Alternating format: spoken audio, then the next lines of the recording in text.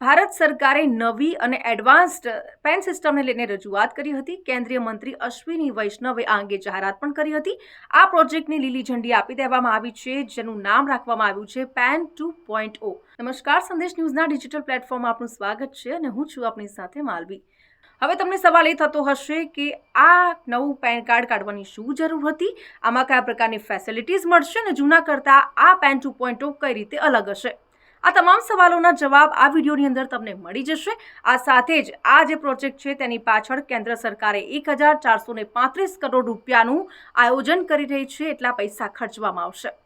જે પ્રમાણે પેન 2.0 કામ કરશે, આની અંદર QR કોડ આપવામાં આવ્યો છે, જેની મદદથી સ્કેનિંગ પણ થઈ શકે છે અને ઓનલાઈન કામ વધુ ઝડપથી થઈ શકે છે। આ સાથે જો વાત કરીએ તો ટેકનિકલી જોવા જઈએ તો જૂનું જે પેન કાર્ડ હતું તેનું આ અપગ્રેડ વર્ઝન હશે। સાથે જ આના માટે તમારે કોઈ લાઇનમાં ઊભા રહેવાની જરૂર નથી।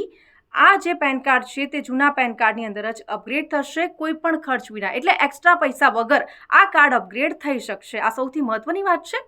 ખાસ કરીને જો વાત કરીએ તો વ્યાવસાયિક પ્રવૃત્તિ માટે આ એક આઈડેન્ટિટી કાર્ડ તરીકે કામ કરશે।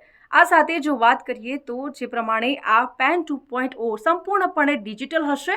ખાસ કરીને સરકારનો જે ડિજિટલ ઇન્ડિયા યોજના છે તેને સુસંગત કરે છે આ જે પેન 2.0 છે તે। અને ખાસ કરીને જો વાત કરીએ તો સરકારને ચોક્કસથી મદદ થશે, કારણ કે આ જે પેન 2.0 છે તેની મદદથી કર ચોરી કરતા કરદાતાઓને શોધવામાં પણ મદદ થશે। તો આવા જ અપડેટેડ વિડીયોઝ જોવા માટે સંદેશ ન્યૂઝના ડિજિટલ પ્લેટફોર્મ સાથે જોડાયેલા રહો।